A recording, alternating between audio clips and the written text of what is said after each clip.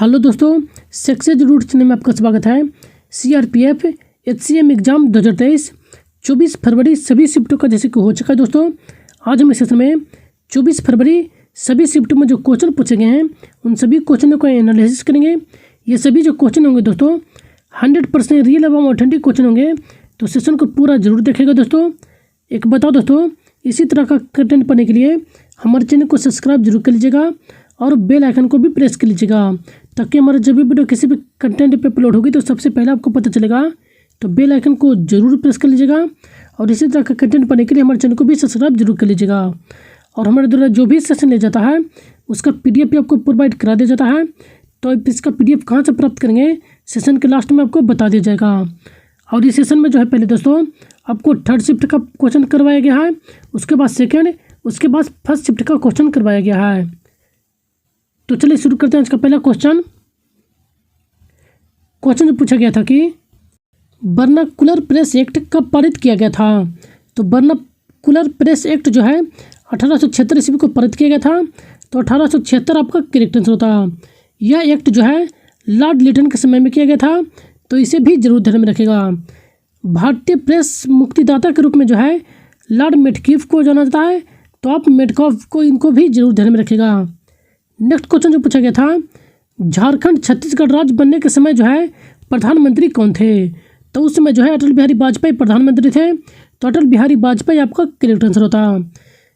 छत्तीसगढ़, झारखंड और बिहार और उत्तराखंड की जो स्थापना किया गया था यह 2000 ईस्वी में किया गया था, तो इन्हें भी जरूर ध्यान में रखेगा।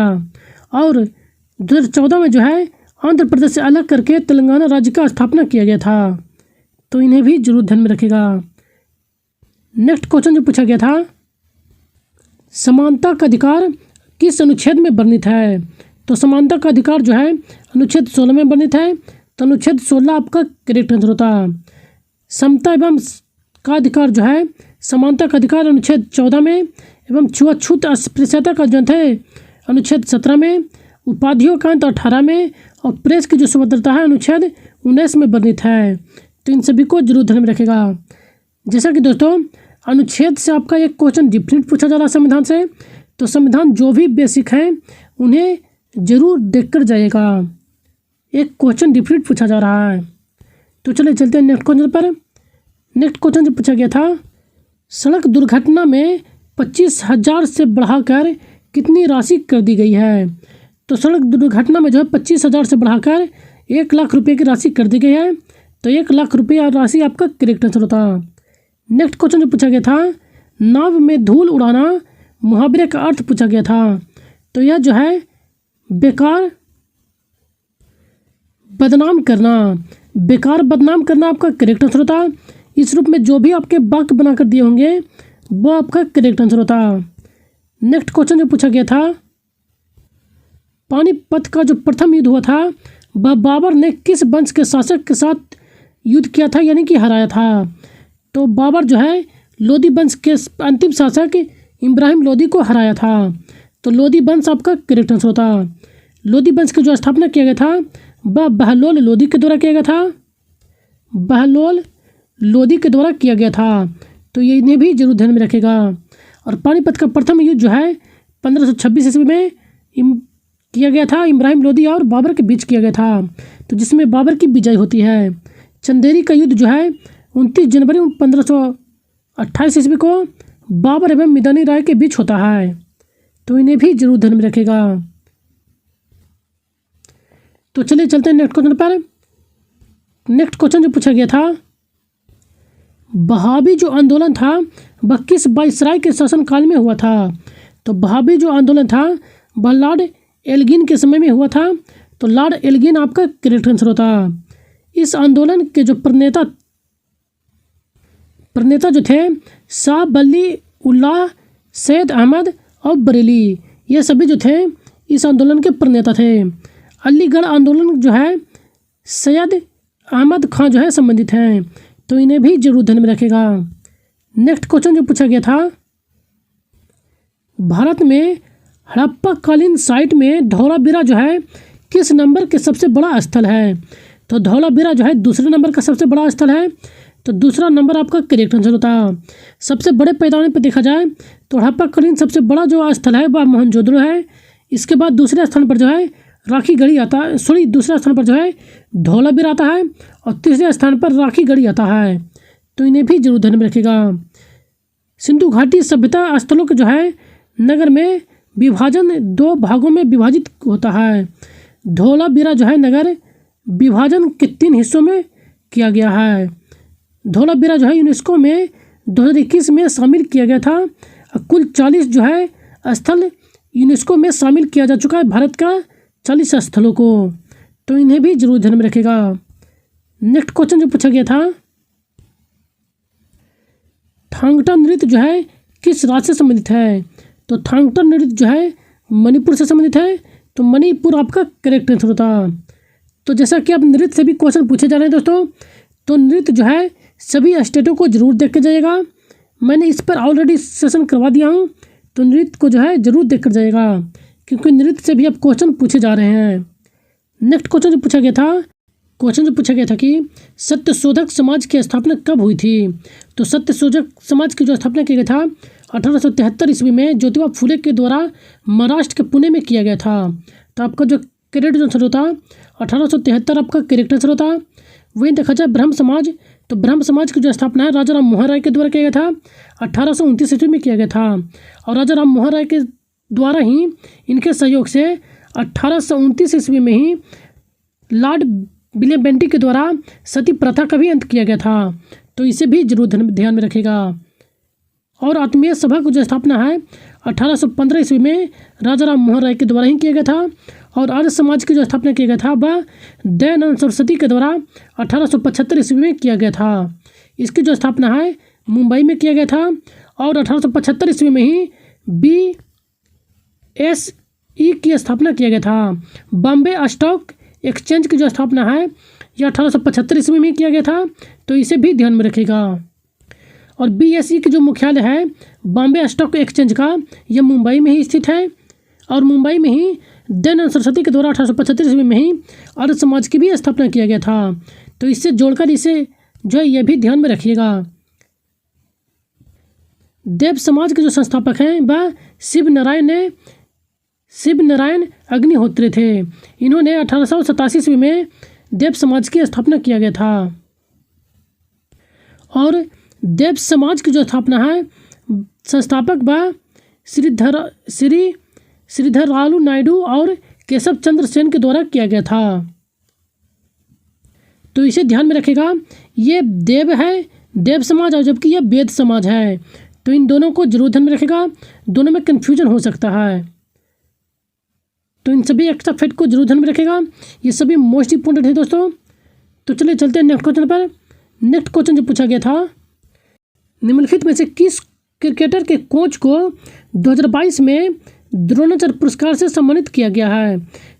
तो क्रिकेटर रोहित शर्मा के कोच को दिनेश जवाहरलाल को जो है इनको 2022 में द्रोणाचार्य पुरस्कार से सम्मानित किया गया है। ये क्वेश्चन जो है फर्स्ट शिफ्ट में भी क्वेश्चन पूछा जा चुका है, उसी को घुलाकर जो है यहाँ पे क्वेश्चन कर दिया गया है। तो चलिए चलते हैं नेक्स्ट क्वेश्चन पर। नेक्स्ट क्वेश्चन जो पूछा गया था, मोहिनीअट्टम कहाँ का नृत्य है? तो मोहिनीअट्टम जो केरल राज्य का है, तो केरल आपका करेक्ट आंसर होता। मोहिनीअट्टम और कथकली जो है ये दोनों केरल के प्रमुख शास्त्रीय नृत्य है। भरतनाट्यम, कथकली, कुचिपुड़ी, मोहिनीअट्टम और कथक, मणिपुरी, ओडिसी और सत्रिया, ये 8 जो हैं शास्त्रीय नृत्य हैं। तो इन सभी को जरूर ध्यान में रखेगा। मोहिनीअट्टम के जो प्रमुख कलाकार हैं इन्हें भी ध्यान में रखेगा। मोहिनी के जो प्रमुख कलाकार हैं वो है हेमा मालिनी, तारा, निडुगडी, भारती शिवाजी, श्रीदेवी, काला देवी, रागनी देवी, गीता गायक, के कल्याणी अम्बा, कनकरेली, ये सभी जो प्रमुख हैं मोहिनीअट्टम से संबंधित प्रमुख कलाकार हैं। तो इन सभी को जरूर ध्यान में रखेगा। तो चलिए इनसे जुड़े अन्य एक्स्ट्रा फैक्ट को देख लेते हैं। ये आपके प्रमुख जो है शास्त्रीय नृत्य है और किस स्टेट से संबंधित है यह भी आपको दे देगा। जैसे कि भारत का जो है भरतनाट्यम यह तमिलनाडु, कथकली केरल, मोहिनीअट्टम केरल, कुचिपुड़ी आंध्र प्रदेश, ओडिसी ओडिशा, मणिपुरी मणिपुर, कथक उत्तर प्रदेश और सत्रिया जो है आसाम। तो ये स्टेट वाइज भी इन्हें जरूर ध्यान में रखेगा। जैसे कि भारत के जो भरतनाट्यम के प्रमुख कलाकार को देखें तो पद्म सुब्रमण्यम, यामिनी कृष्णमूर्ति, अरुणडेल रुक्मणी देवी, मल्लाविका और साररुइक और SK सरोज, लीला जैक्सन, ये सभी प्रमुख जो हैं भरतनाट्यम के प्रमुख कलाकार हैं। तो इन सभी को जरूर ध्यान में रखिएगा। नेक्स्ट क्वेश्चन जो पूछा गया था 2022 में पद्म अवार्ड में जाकिर हुसैन को कौन सा अवार्ड दिया गया था? तो जाकिर हुसैन को जो 2022 में पद्म विभूषण पुरस्कार से सम्मानित किया गया था। तो पद्म विभूषण आपका करेक्ट आंसर होता। जाकिर हुसैन का जो संबंध है वह तबला वादक हैं, तो ये भी इनको ध्यान में रखिएगा। तो चलिए अन्य महत्वपूर्ण पुरस्कारों को देख लेते हैं। पद्म भूषण से संबंधित, पद्म पुरस्कार से संबंधित मैंने शॉर्ट्स वीडियो बनाकर आपको पहले ही प्रोवाइड कर दिया था। जो भी इसे देखे होंगे इस क्वेश्चन को जरूर करेक्ट करके आए होंगे। पद्म पुरस्कार 2023 की जो घोषणा किया गया था 74वें गणतंत्र दिवस के अवसर पर इसकी घोषणा किया गया था। पद्म पुरस्कार में जो है पद्म विभूषण जो है 6 व्यक्तियों को एवं पद्म भूषण जो है 9 व्यक्तियों को और पद्मश्री जो है 91 व्यक्तियों को दिए जाने की घोषणा की गई थी। कुल देखा जाए तो 106 व्यक्तियों को पद्म पुरस्कार दिए जाने की घोषणा किया गया था। और ये 6 व्यक्ति जो हैं पद्म विभूषण प्राप्त करता, इन्हें देख लेते हैं। बालकृष्ण जोशी जो कि गुजरात से संबंधित है और जाकिर हुसैन महाराष्ट्र, MS कृष्णा जो कि कर्नाटक से संबंधित है और दिलीप महालनोबिस पश्चिम बंगाल, श्रीनिवास वर्धन UP एवं मुलायम सिंह यादव UP। इन 6 व्यक्तियों को जो है पद्म विभूषण पुरस्कार से सम्मानित किया गया था और 9 व्यक्तियों को जो है पद्म भूषण पुरस्कार से सम्मानित किया गया था। तो आप इन्हें भी देख लीजिएगा, आपको इनका PDF जो है प्रोवाइड करा दिया जाएगा। तो चलिए चलते हैं नेक्स्ट क्वेश्चन पर। नेक्स्ट क्वेश्चन जो पूछा गया था निम्नलिखित में से कौन सा शब्द जो है रियासत का पर्यायवाची शब्द है?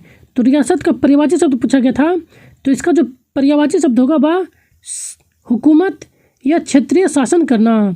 यह आपका इनमें से इस रूप में जो भी आपके ऑप्शन में दिए गए होंगे वो आपका करेक्ट आंसर होता।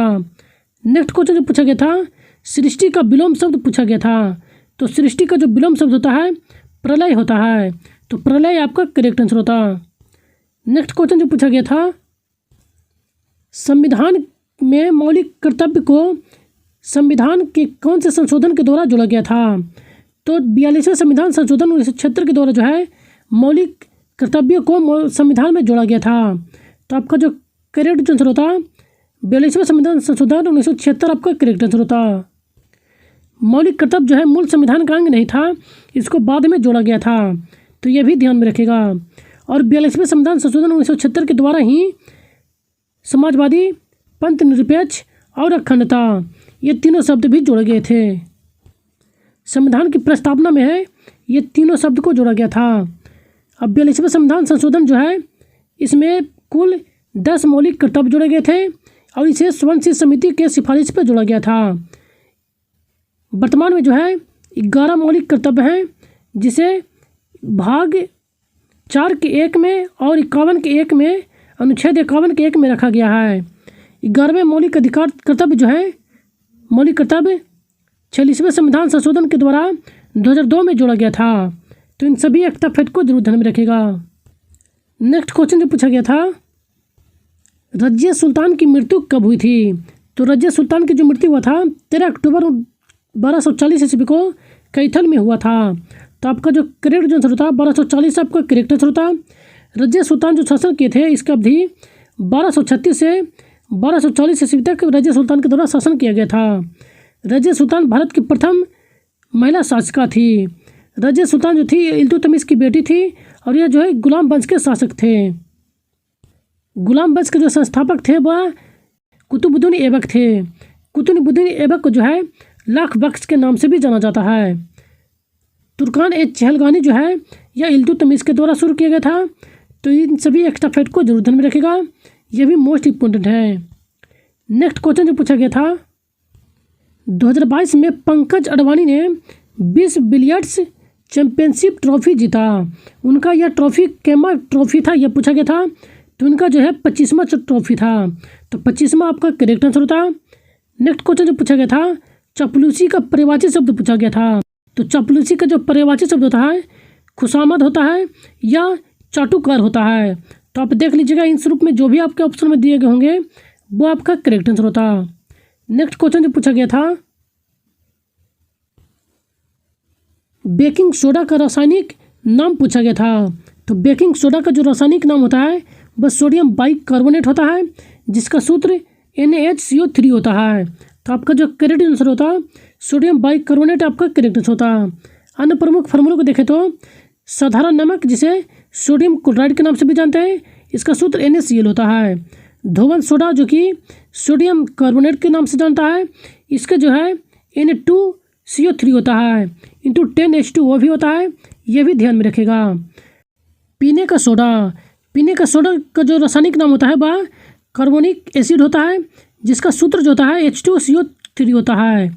और बेकिंग सोडा यानी कि सोडियम हाइड्रोजन कार्बोनेट यानी कि सोडियम बाइकार्बोनेट कहते हैं, जिसका सूत्र जो होता है NaHCO3 होता है, जो कि आपके एग्जाम में पूछा गया था। अन्य महत्वपूर्ण सूत्रों को देख लेते हैं, रासायनिक सूत्र को, जो कि अक्सर एग्जाम में पूछे जाते हैं। ये महत्वपूर्ण आपको रासायनिक सूत्र दे दिए, आप इसे पूरा जरूर एक बार रीड कर लीजिएगा। जैसे कि साधारण नमक NaCl, बेकिंग सोडा NaHCO3, धोवन soda Na2CO3 into 10H2O, caustic soda NaOH। ये प्रमुख आपको सूत्र दे दिए गए हैं, इन सभी को एक बार जरूर देख लीजिएगा। लाल दाब जो कि KMnO4 होता है, कास्टिक पोसाट KOH। तो बाकी इन सभी को जरूर रीड कर लीजिएगा, सभी मोस्ट इम्पोर्टेंट हैं।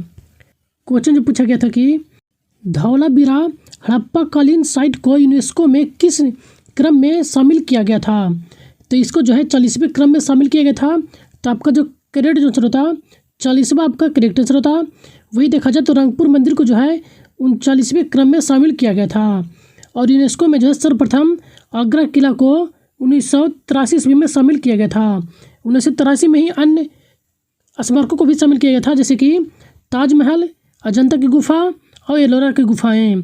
इन सभी को जो 1983 में ही शामिल किया गया था, लेकिन इन सभी में जो है सबसे पहले जो है आगरा किला को शामिल किया गया था। भारत में कुल 40 स्थानों को जो है यूनेस्को में शामिल किया जा चुका है। यदि वर्ल्ड में देखा जाए तो इटली देश जो है, इटली का सबसे अधिक स्मारकों को जो है यूनेस्को की साइट में शामिल किया गया है। तो इसे भी ध्यान में रखेगा। यूनेस्को का जो मुख्यालय है वह पेरिस में स्थित है। तो इन सभी एक्स्ट्रा फैक्ट को जरूर ध्यान में रखेगा, सभी मोस्ट इम्पोर्टेंट हैं दोस्तों। तो चलिए चलते हैं नेक्स्ट क्वेश्चन पर। नेक्स्ट क्वेश्चन जो पूछा गया था, दिनेश जवाहरलाल को जो है द्रोणाचार्य पुरस्कार 2022 से सम्मानित किया गया है। यह जो है किस खेल से संबंधित है। तो यह जो है क्रिकेट से संबंधित है। तो क्रिकेट आपका करेक्ट आंसर होता। द्रोणाचार्य पुरस्कार जो है दोस्तों यह प्रशिक्षकों को दिया जाता है। तो ये भी ध्यान में रखेगा कि द्रोणाचार्य पुरस्कार जो है खेल के प्रशिक्षकों को प्रदान किया जाता है।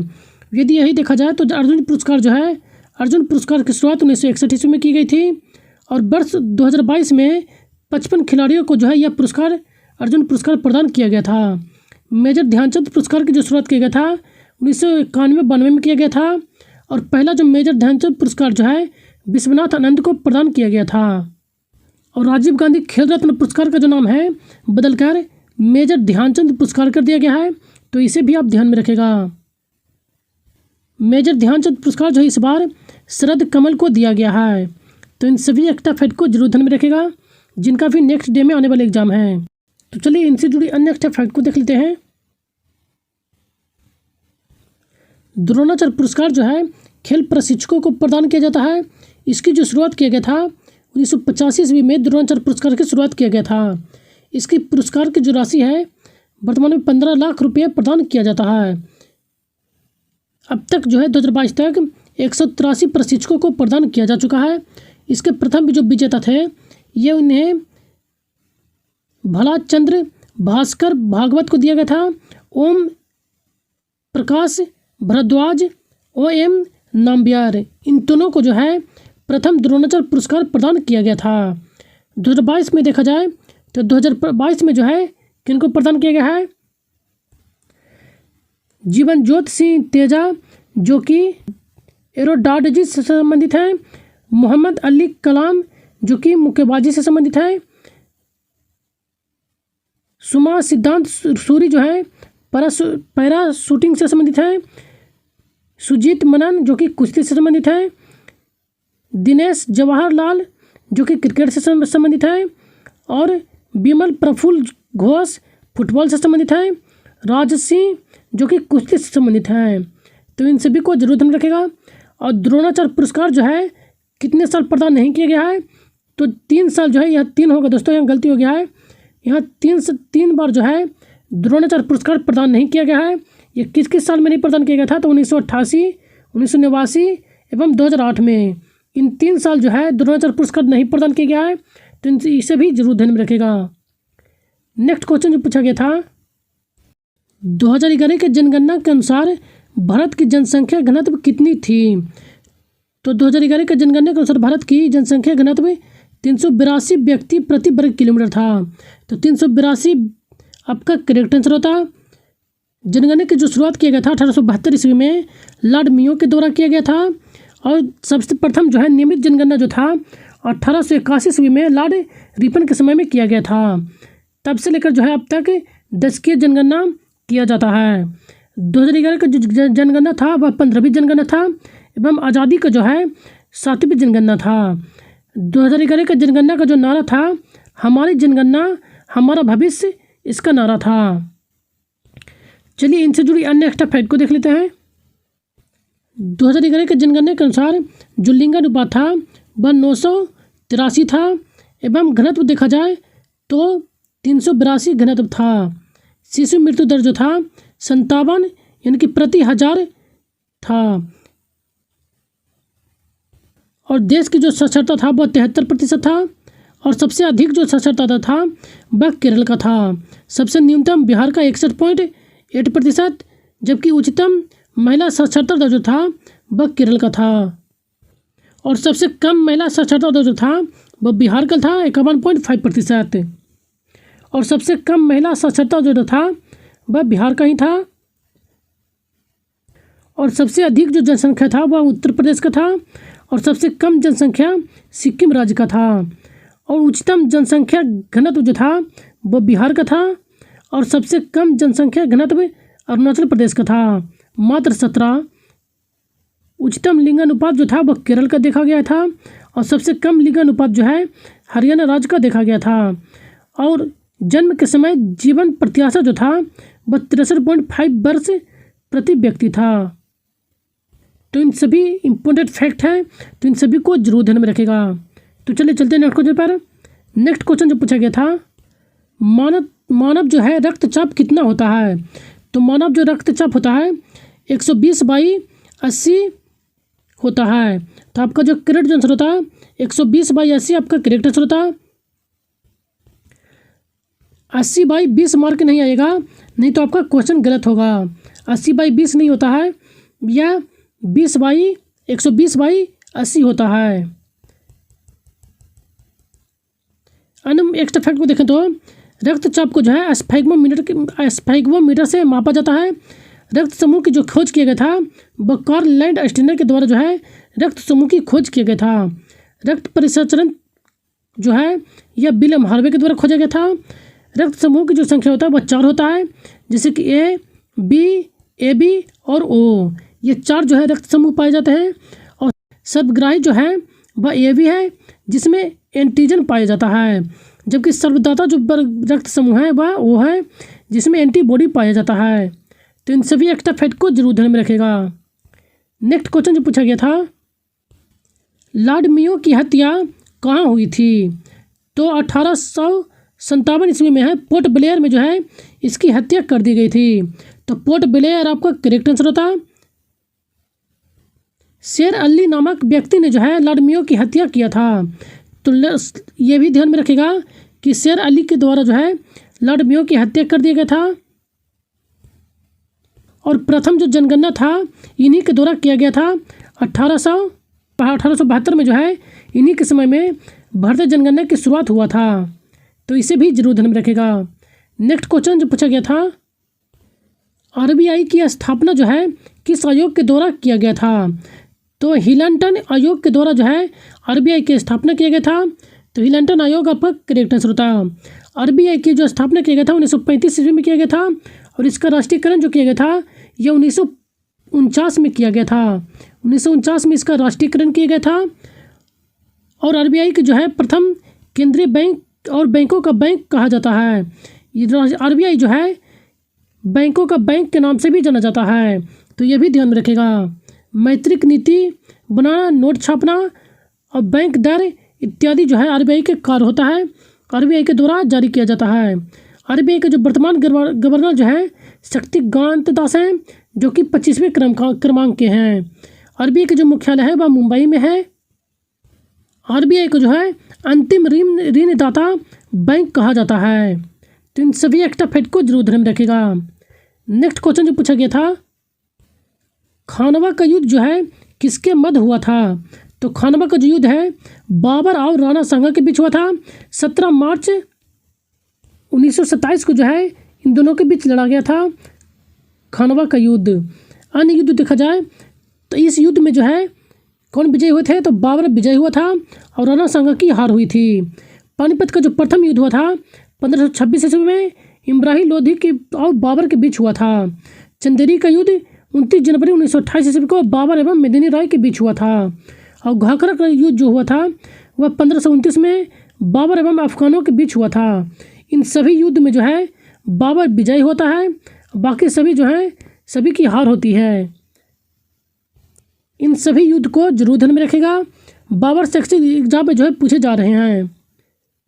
नेक्स्ट क्वेश्चन जो पूछा गया था, धार्मिक स्वतंत्रता से संबंधित अनुच्छेद कौन सा है? तो अनुच्छेद 25 से लेकर 28 तक जो है धार्मिक स्वतंत्रता से संबंधित है। तो 25 से 28 आपका करेक्ट आंसर होता। अनुच्छेद 16 जो है यह अफसरों की समानता और अनुच्छेद 14 जो है समानता का अधिकार देता है। अनुच्छेद 19 जो है प्रेस की स्वतंत्रता प्रदान करता है। अनुच्छेद 23 से 24 जो है शोषण के विरुद्ध अधिकार से संबंधित है। 21 निजता का अधिकार से संबंधित है। अनुच्छेद 32 जो है संवैधानिक उपचारों से संबंधित है। तो इन सभी को जरूर ध्यान में रखेगा। तो चलिए इनसे जुड़े अन्य एक्स्ट्रा फैक्ट को देख लेते हैं।